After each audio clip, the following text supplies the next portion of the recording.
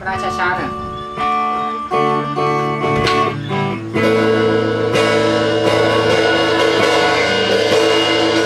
ฟังเขาก็อยากจะฟัง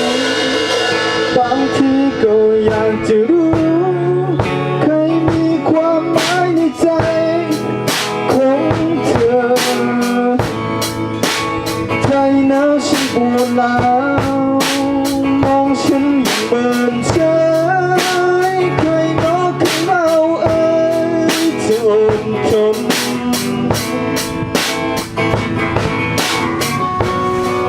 ก็เป็นได้แค่คนคนหนึ่ง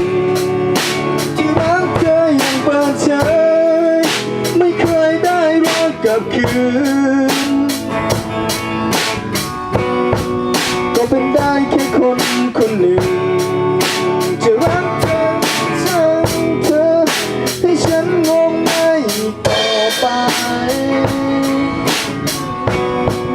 แต่ได้ดูคิดได้ชอบแต่ทุกอย่างนี้ก็พอ